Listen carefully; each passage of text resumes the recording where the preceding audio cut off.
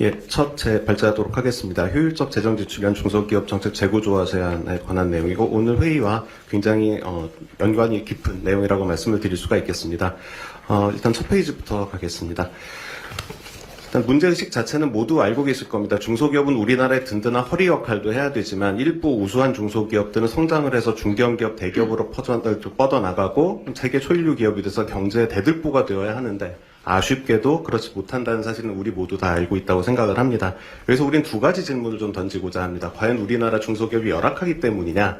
그래 성장을 할 수가 없는 것이냐? 두 번째로는 우리나라 전략이 이미 성장 지향적으로 잘 짜여져 있는데도 이렇게 안 되는 것이냐라는 것인데 오늘 드리고 싶은 문제 제기는 두 가지 다 사실이라고 보기 좀 어렵다는 내용으로 말씀을 드리고 싶습니다. 이 페이지 말씀드리겠습니다. 중소기업은 이제 단순 평균을 해서 대기업하고 소상공인까지 다 포함한 중소기업을 이렇게 만든 다음에 중소기업은 다 좀 불쌍하고 안 되고 성장 여력이 없고 대기업만 중심인 것처럼 이야기하지만 한국평가데이터 그리고 전수조사인 통계청 경제총조사를 가지고 증거 기반으로 본다면 그런 것은 좀 받아들이기 어려운 편견이라고 말씀을 드릴 수가 있겠습니다. 3페이지 보여드리겠습니다. 3페이지는 소상공인을 제외하고 우리나라 중소기업을 10개 그룹으로 나누고요. 수익성이 높은 중소기업부터 이제 낮은 중소기업으로 10개씩 나누고 대기업을 10개씩 나눈 그림입니다.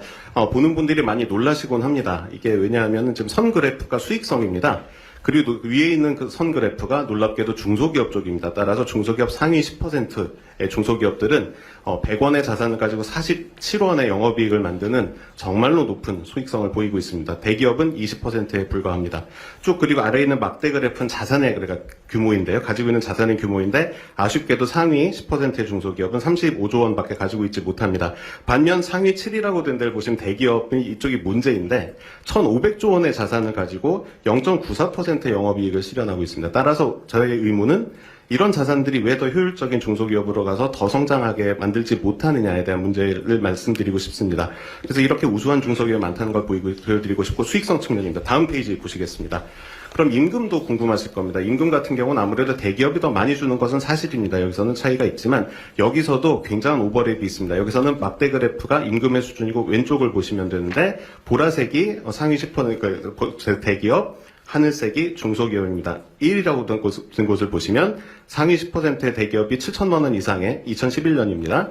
지급액을 주고 있지만 상위 10%의 중소기업도 5천만 원 가까운 돈을 주고 있고 이것은 세 번째 대기업보다도 높은 수준의 임금입니다. 또 고용자도 거기보다도 높습니다. 따라서 다시 말씀드리고 싶은 거지만 우리나라에는 성장할 수 있는 유능한 중소기업들이 이미 충분히 많이 있다는 것입니다.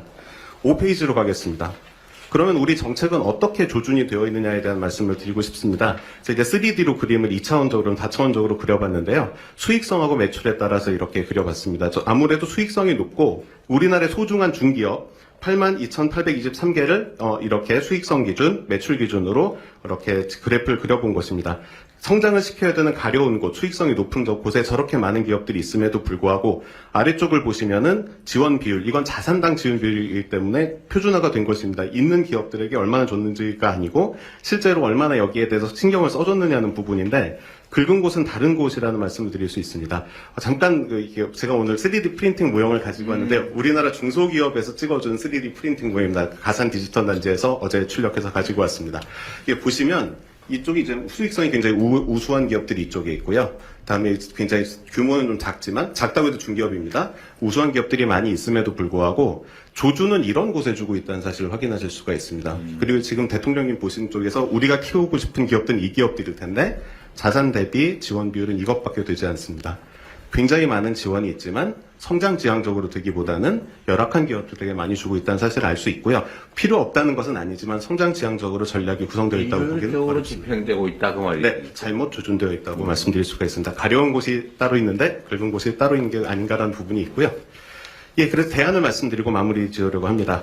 일단 첫째 이렇게 바라볼 수 있게 아까 또 대통령님 말씀하신 부분에서 안타까운 부분이 세세한 작은 부분들 보기 위해선 조금 디지털화가 돼야 됩니다. AI를 동원을 해야 되고 중소기업 쪽은 사실 이렇게 볼 수 있는 게 디지털화가 잘 되어 있기 때문입니다. 그래서 오늘 약간 아쉬운 점이 있다 그래도 좀 이해해 주셨으면 좋겠고요. 다른 정책은 오히려 볼 수 없는데 중소기업 정책을 볼 수 있어서 가장 먼저 효율화할 수 있다는 말씀을 드리고 싶습니다.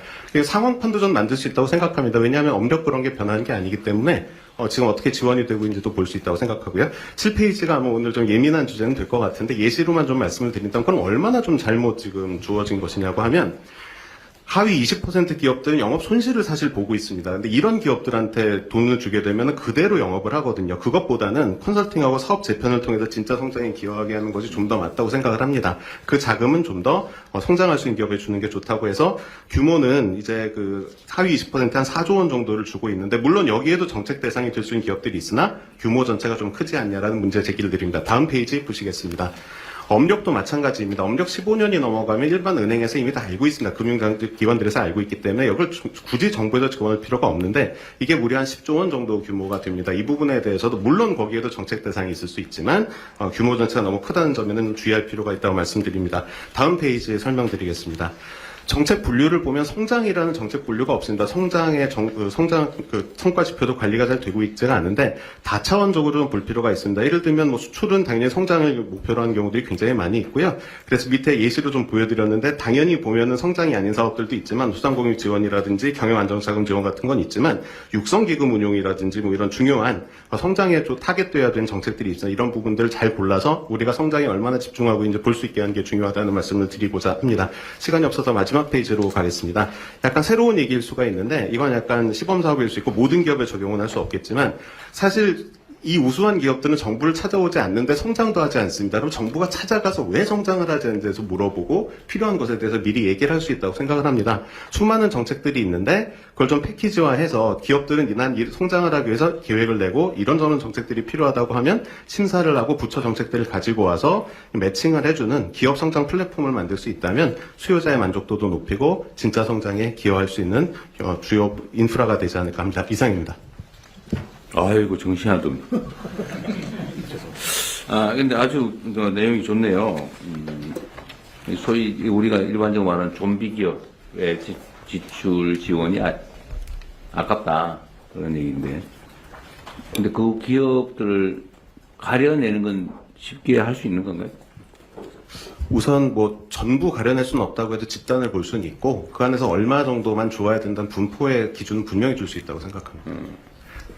중소기업부가 하여튼 이 엄청나게 많은 종류의 다양한 기업들이 있는데, 그걸 분류해가지고 거기 특성에 맞는 지원들을 해야 되는데 지금 그냥 쏟아붓듯이 하고 있는 거죠. 똑같은 정책을 살포하듯이 뿌리고 네. 그렇죠. 근데 중소기업부가 인력이나 이런 것 때문에 사실은 어려운 게 있지 않나? 산업예산과장님 안 계신가요?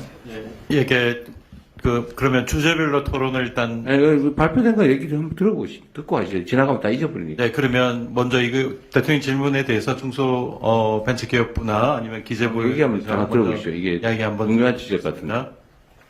어디서 먼저 이야기하시고 효율적 지원이 못 되는 부분을 효율적인 부분으로 바꾸면 저쪽에 중소벤처기업 대통령 오른쪽에 있습니다. 네. 예, 중소벤처기업부 글로벌 성장 정책관입니다. 오늘 발제해 주신 부분 좀 아프게 잘 들었고요. 좋은 말씀 많이 감사드립니다. 예, 다만 중소기업 같은 경우에는 다양성이 일단 기본이고요. 대기업이나 이런 그룹 집단들은 사업들도 좀 정해져 있고 이미 기반이 잘 갖춰져 있습니다.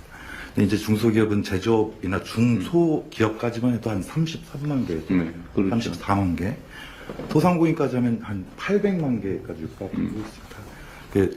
특히나 이제 코로나하고 3구 위기를 겪으면서 경영 체력이 너무 약해져 있는 상황이었고, 그다음에 어느 기업들도 그러니까 좀 이런 위기 상황이 오면 대기업들은 좀 버틸 수 있는 힘이 있는데 중소기업이나 소상공인들은 기초 체력보다 좀 밑으로 떨어지는 경향이 있습니다. 그러니까 버틸 수 있는 힘이 없어지기 때문에. 네.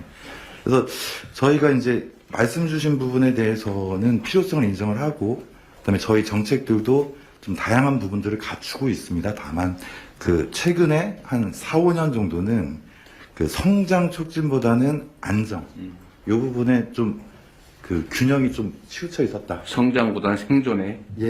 그렇습니다. 그래서 사실 코로나 3구 위기 때 많은 어려움들이 있었고요. 그다음에 그 부분들을 특히나 중소기업들이 성장을 벤처기업이나 유니콘들이 중견기업으로 성장하는 부분도 충분히 가능성이 있지만 그 일자리라는 측면과 경제 그 밑바닥을 받쳐주는 측면이 있기 때문에 저희가 그렇게 좀 정책적으로 또 기재부와 같이 협의를 했었는데, 사실 우리 새 정부 출범하면서 앞으로 인공지능이라든가 성장을 더 이상 미룰 수 없는 시기가 되었다고 저희도 판단을 하고요.